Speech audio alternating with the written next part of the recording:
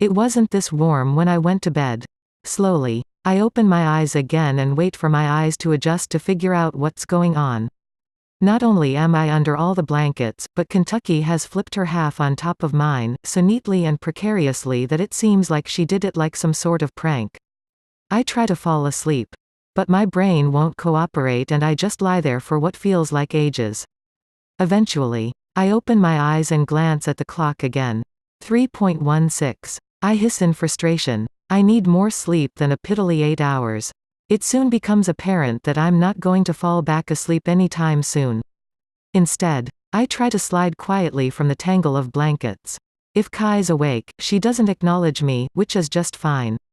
I dig out my tablet from my bag and feel my way towards the bathroom.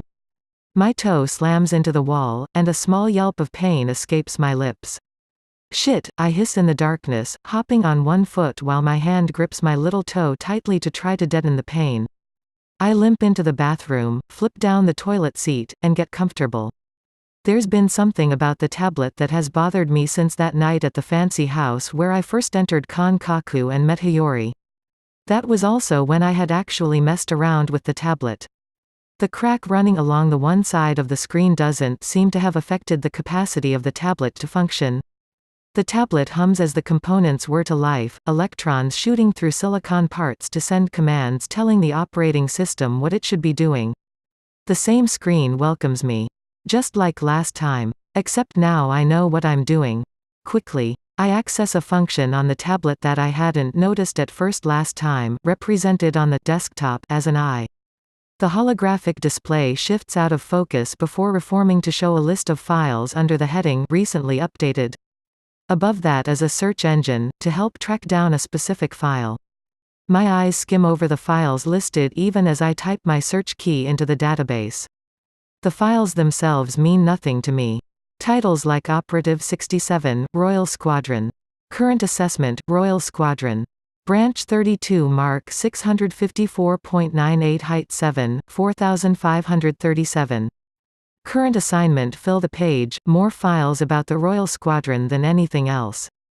Any other time, I would probably just click on one randomly, but the holograph shimmers again to refocus on the results of my search.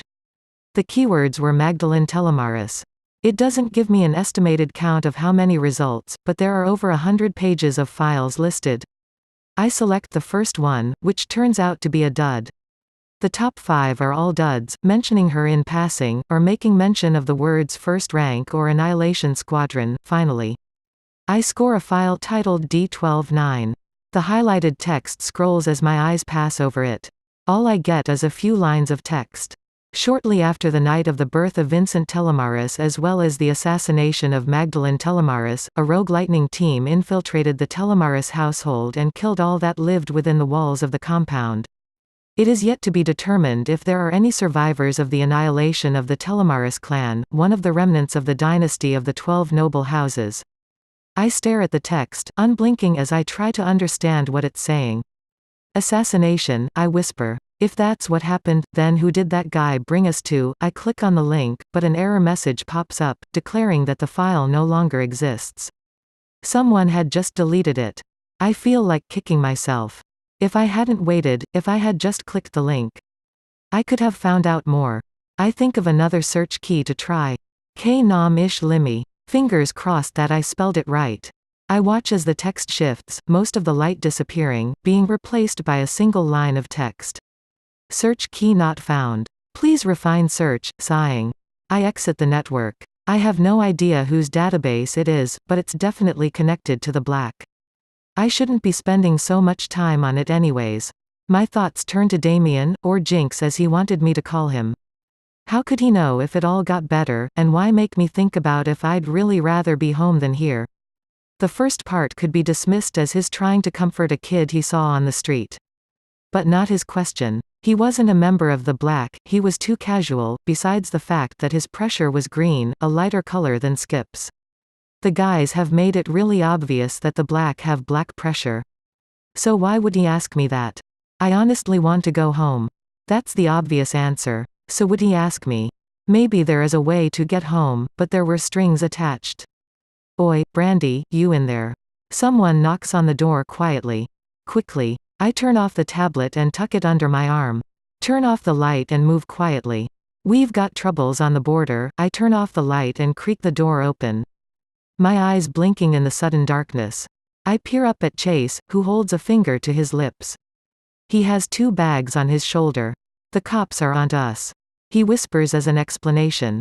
The room is already empty, the beds made, the floor swept, with the food nowhere to be seen. It was as if we had never been there. Kentucky and Jesse are waiting by the door, out of sight of the window. We creep up to them, and Chase silently hands me my bag. I stuff the tablet into a pocket, wincing at the noise the zipper makes in the tense silence. Red and blue lights dance off the walls, distorted by the window and their movement. We can hear footsteps softly thudding up the staircase, making their way down the balcony closer to our room. Chase's head jerks up, and he taps Jesse and Kentucky on the shoulder and jerks a thumb at the wall behind us. They nod and move silently, slipping past us. I watch in amazement as they walk through the wall and disappear. Chase grabs my shoulder and steers me after them. I stare at the solid wall in amazement. There's a spot roughly the height of a door, and just as wide that bubbles, as if there was a leak in the wall, right where Jesse and Kentucky walked through. Hesitantly, I start to reach for it, when Chase shoves me from behind into the wall. I flinch and close my eyes, expecting to slam into the wall. Instead, I fall right through, stumbling over the baseboard. Hands catch me, and move me out of the way. Chase clears the wall, and Dutch steps away from where he was leaning against it.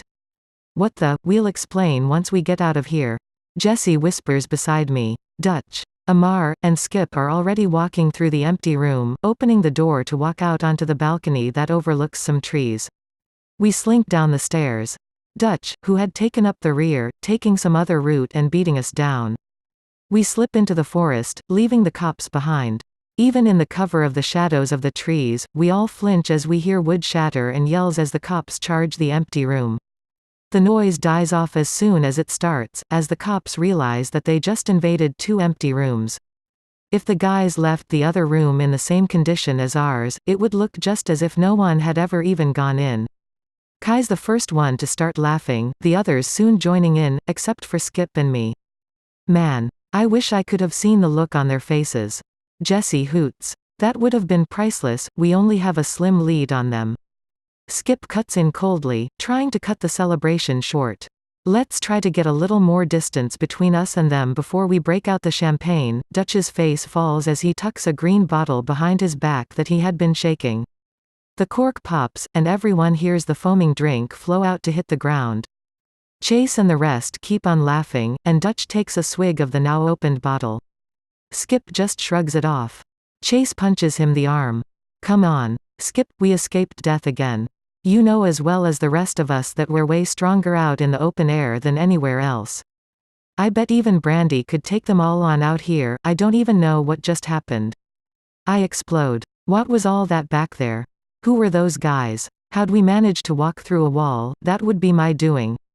Dutch grins proudly. "I can make things change state, so that they can become immaterial.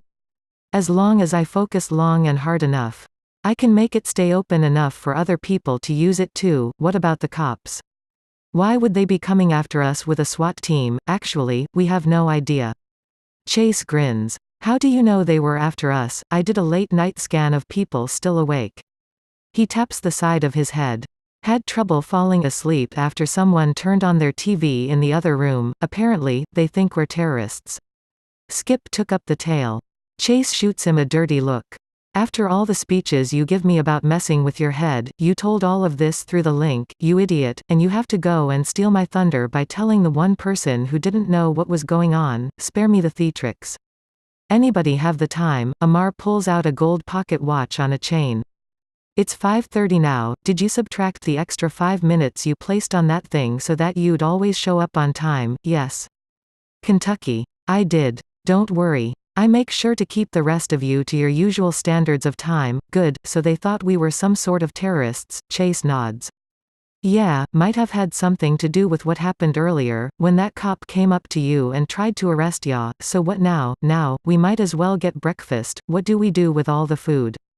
Some of this can't be kept out of the fridge for more than a few hours in the middle of daytime. Alright, we'll grab a bite to eat, split up, and Dutch and Kentucky can double back and take over that room we skipped through. The 7 of us in one room. Skip. Jesse joins in, siding with Chase. We got 2 separate rooms for a reason, we'll only need one for the day. We were planning on moving on from there by nightfall anyways. Alright, back to the Trek diner, Jesse suggests sarcastically. No need for a meeting, so no.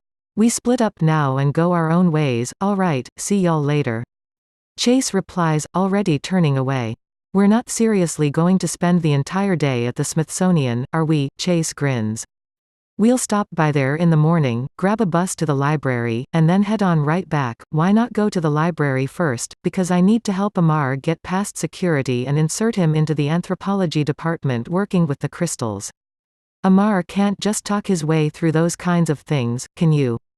He turns to Amar, who's already dressed in a button-down shirt and horn-rimmed glasses. He shakes his head ruefully. Nope. Once in, I can handle it, but getting the door open is your specialty. An idea starts to form in my head. It'd be a good test run, but I don't say anything, just in case it doesn't work out too well. Besides, I'd be on a tight schedule. This early in the morning, buses are just starting their routes. We sit separate from each other, as if we're strangers. I start reading the book again. When we pull over at the Smithsonian, only Jesse and me get off. I shoot Chase a confused look as the bus pulls away from the curve. He waves lightly as the bus returns to the mix of commuters. Why'd they stay on? Because it'll look better on Amar's part if he drives to work. Chase is going with to give the guy a blank piece of paper that will look like a check. Yeah, well. It's not like Chase will be there for the job interview, nah. I think he plans to set it up so that all Amar needs is some credentials. So what are we supposed to do? Sit on a bench and look homeless? I don't know. He shrugs. The preliminaries are all just sitting around and waiting. They'll be back in an hour, when most of the employees start showing up. That'll be normal. It'd be kinda suspicious if he's just waiting outside the gates. I follow him to a bench near the entrance and pull out my tablet. Holographic controls off. I mutter loud enough for only the computer to hear the command. I start tapping away, hooking up to the internet. I don't know how else to hack into the system from here, especially when I don't have my Commodore or the place's phone number. Or access to a Smithsonian computer. An idea strikes me and I dig out a USB from a small pocket on the side of my bag that is chock full of them. I plug it into my tablet, and grin to see that it's completely blank. Whatcha doing? I shove my book at him as I turn back to my hack of the Smithsonian. I'm busy, with what stuff? Don't ask questions you don't want answers to, fair enough. Why'd you keep this dogma stuff anyways? Because it's the only lit I've come into contact with since I started sliding. Sorry for being bored enough to read stuff. Now leave me alone. I open up my command prompt, and type in commands that to most people seem like gibberish, switching from my hack to the empty USB. Creating programs was something I loved even more than hacking. And it would save us a trip to the library. And what are the kiddies up to? Chase asks as he stops in front of us. Jesse slams the book shut, careful to hide the spine and cover. I turn my attention to Amar standing beside him. I stand up and hold the tablet in front of me. Look serious. I snap a quick picture off, finish the program, and return to the hack. What's she doing? Jesse shrugs. Wouldn't tell me. Chase shrugs. Well, the place will open in an hour if y'all want to wait that long. I glance up. Sure. They start to walk away, reminding me. Wait. I stand up quickly and yank the USB out. When do we heist it? Chase thought for a moment. I'm guessing in a few days, since there's some massive galleria in the adjacent wing then. Perfect time. Why? Want time off to go shopping, ignoring the jibe. I hand Amar the USB, plug this into a Smithsonian computer not accessible to the public at 3.54 today without getting caught. Amar raises an eyebrow. Why? So that I can hack through virtually anything inside. That's what you were working on? Jesse asks. I shrug as an answer. Chase and Amar leave, and I go back to hacking, a small smile playing on my lips as I Photoshop Amar into a picture for a file. I keep his name, giving him the last name Kuthar Powley for kicks since I still don't know what his actual name is. Before long, Chase comes back, a confused expression on his face. I've already tucked the tablet back into my bag, mischief accomplished. Jesse raises an eyebrow as he approaches. That was fast. Apparently, they were already expecting Dr. Amar Kuthar Powley, an honored associate of some bigwig at the Jeffersonian, to visit for the next few days or so. Weird. Did anybody get knocked off? No, they recognized him as soon as we entered the building. Apparently, a memo went out to the entire staff this morning, saying that he was coming down as an expert in the field of geology, to study the museum's collection. People were very interested in learning more about him, especially since there's an article online devoted to his work in the theoretical formation process of several high-end crystals. Weird, I say. But convenient, right? He shakes his head as he grins at me. You're going to put me out of a job. Petite, why? What did she do? Chase glances at him. You mean you sat beside her this entire time, but you don't know what happened? No, Jesse replies slowly. But you're suggesting that I should have, our dear little hacker friend here hacked her way into the system, and set Amar up with a fake ID and everything. I even Googled him on my way out, over 20 hits that all are dated from a variety of days, with thousands of viewers listed. The internet can be an ally if you know how to use it. I grin, otherwise it's just a pain. Is he on any sort of social media? Nah, too much hassle, then you have to come up with all sorts of other people's profiles, and I just didn't have the time. But you could have. The world is my oyster when I'm in front of a computer. Cute. So, should we stick around and check out security, or come back after a trip to figure out what sort of tech they have, raid the place? Jesse grins. That way. We've got an idea of what we're getting into. I wasn't asking you. I blink. Doesn't really matter to me as long as we're in a quiet place by 3.53, you told Amar 3.54, I shrug. Need to leave room for error. What did you give him that doohickey thing for? All in good time. Let's scope the place out. Snakes. The only place creepier than a museum is a funeral home, and even then it's hard to tell which one's creepier. People are silent, walking on eggshells for fear of annoying someone else. I smirk at the thought. If people are trying to be quiet, then why are they walking on eggshells? That would just make a bunch of crunching noises with each step.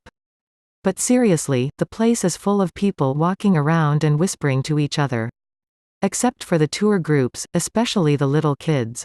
Someone in the back goofs off, the guide raises his voice to try to get their attention, the goofball gets louder in response, causing the guide to get louder too. And then they move on to the next display. The place is massive. Standing 3 stories high. The building is lit by a skylight as well as huge chandeliers. The second and third floors rim the sides of the rotunda, with stairs at specific spots enabling visitors to visit those floors. The walls are made of marble, and marble columns with spiderwebs of gray running through them tower over people's heads, supporting the building and giving it a sort of awesome feeling. People move in groups of varying number, standing in line to buy their ticket to the first IMAX viewing of the day, or meander up the stairs to view the other floors. In the middle of the rotunda, an elephant stands with its truck raised, yellowing tusks held at the ready to defend its stand of sand and fake brush. Jesse grabs my arm and starts dragging me along. Yanking my arm free. I shoot him a glare as we walk at the same rate as everyone else, just another part of the crowd. Chase is already halfway up the stairs. I stop in my tracks. Something's watching us. Someone. Among the quiet, peaceful atmosphere. There's a single black thread wafting in the air, invisible to everyone else. I watch as it weaves in and out, going through people as it wanders around, like a fish among rocks. It slips to a stop before me, and rises up like a snake. It twists into a black hooded cobra with glittering eyes. It strikes at me with a hiss. I shriek as I jump out of the way.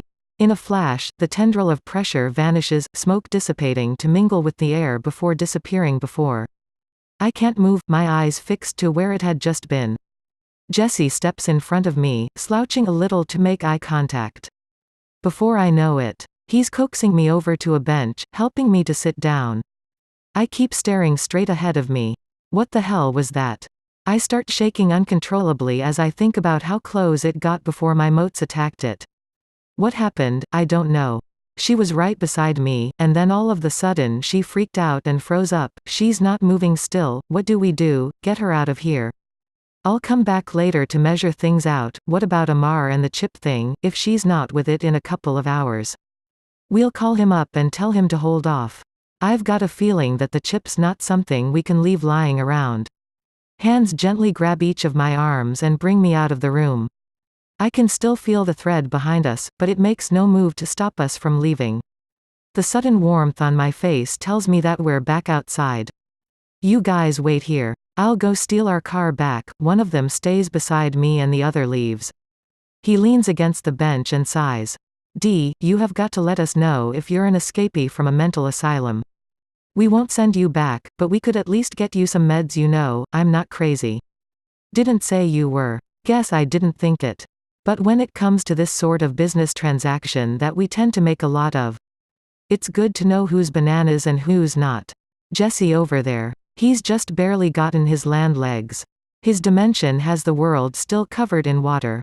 You know, so he's used to swimming door to door when he goes trick or treating. What happened to you in there anyways? I shake my head.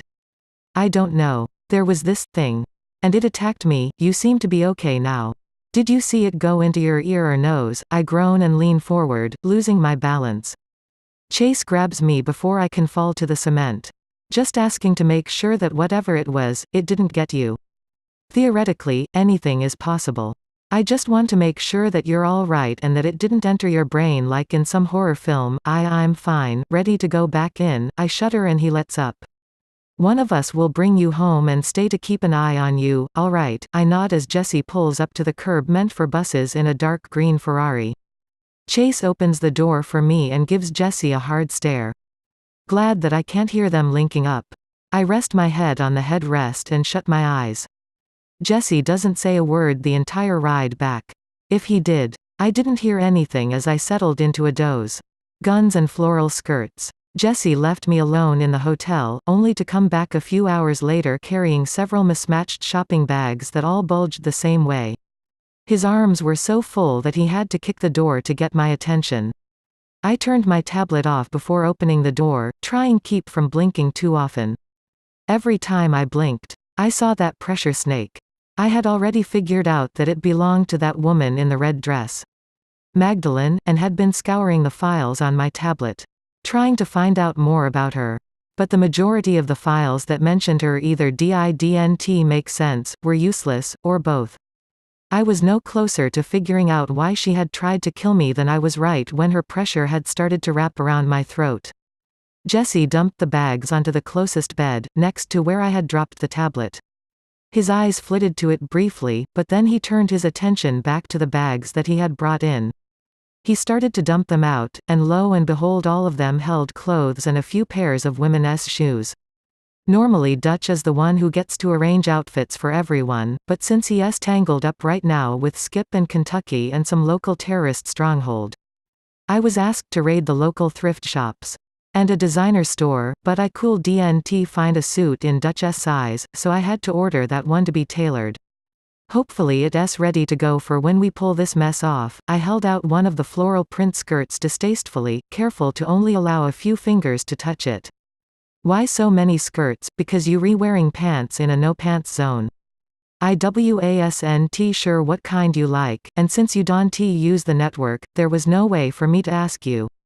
And don't girls like having options anyways, and don't guys always pass out stereotypical judgments based on their limited range of experience with the opposite sex. I let the skirt drop, eyeing my new wardrobe with a critical eye. And if you think that I am going to wear heels, you've got another thing coming. Hate the game, not the player. Jesse says with a shrug. And the heels aren't for you, they for Kentucky. She's gonna be one of the distractions, since she's obviously the only female with looks around here. I punch him in the arm. Ow, he says, massaging it with a grin on his face. That really hurt. Please don't hit me again. I don't think I could stand another punch like that. I stomp on his foot. Not hard, since he is going to need to be light on his feet soon, but with enough pressure so that he knows that I meant it. He shifts weight to his uninjured foot even as he gives me a pouty face. Guess I earned that one, ya think. He clears his throat and jerks his head towards the heap of crumpled suits, shirts, and skirts. Anyways, you should probably change into a skirt now, in case we have to make a run for it. No, not that one. He snatches the midnight blue dress out of my hand that I had picked up simply to see what was underneath. As if I was going to actually wear that monstrosity. It's covered in sequins and sparkles even in the dim lighting of the motel room. Plus it's skin tight. He handles it as if it were the set of crown jewels from Britain and gently lays it on the bed, apart from the mass of clothes. This one's for Kentucky. It cost me $50, and that was on sale. It is the ugliest thing that I have ever seen. Okay, maybe not the ugliest, but it definitely makes the top 10. Well, unlike you. Kentucky can actually use the network, and she picked this one out herself. Although she was a little distracted at the time, since they had just been spotted by some of the terrorists, my mouth starts to fall open before I regain control of it. Why are they by terrorists? Jessie grins. It's this little thing called commandeering. They need to get us some supplies, like surveillance equipment, some sturdy nylon rope, preferably black, and firepower. Even just some tranquilizer guns would be good. Wait, we use actual guns for these things. Jessie's lips pinch together, one side lilting up slightly as he gives me a sheepish look. Well, sometimes we end up going into a hot one. It's a hard life we in, you know. I mean, come on, it's either us or them, and we crappy enough shots that half the time we miss anyways, and what about the other half? I demand, my sweaty hand clenching a skirt. Well, careful with that, you'll wrinkle it. The other half of the time is mostly flesh wounds, you know, like legs, knees, maybe a shoulder. We aim low. Besides, it's not our fault that we stuck in this life, having to steal stuff in the hopes that we'll get to go home. At least those other people have a home, and a stable job. Nobody forced them into what they doing. It's not like we go out of our way to kill people or get into shootouts. Unless it's, like, Hitler or Stalin or some other war criminal. And in that case, we doing a service, and it's mostly Dutch and Kentucky who do it, so you know that the person's dead and not writhing in agony, but we going to get shot at, no not for this one. Jessie replies, trying to dissolve my worries. I mean, especially not you, since you won't even be in a danger zone. There's no way that we'll set you up in a spot where you might get shot at. You'll probably be in the getaway vehicle with Chase or someone else. There's no way that we'd have you go solo for your first one. What about for the second? Or third even? I can actually feel my body start to freak out, my heart rate jumping higher than nearly getting hit by that truck. Jessie sighs. Don't worry about it. Considering what your skill set is. There's no way that we'd actually let you in the field. You'll probably operate from a safe zone. Great. I feel so much better. Jessie glances at his watch. I still need to check out the dom before the museum closes. Tomorrow's going to be crammed with a bunch of simulations to make sure everyone knows what they're going to be doing. Amar will be exempt, of course, since he's some hoity-toity geologist and needs to keep that cover going for a couple more days. You want to stay here while I go check it out? Absolutely not. I am coming with. I grab a skirt and thank whoever it was that gave Jessie brains, leggings before spinning around and marching to the bathroom. Just hold on a second. Imprint. Images, photo courtesy of Google Images, all rights reserved by the makers of the. Publication date. September 30, 2012. All rights reserved. Dedication. It's not a finished work. But slowly, like a snail murderer, the ending is creeping up, along with all the editing that needs to happen. If you come across a passage that doesn't sit right with you, please message me with the subject line, haha, you suck at writing, seriously. We're all super nice on this site, so a mean subject line like that will never show up unless prompted, so now, it is prompted.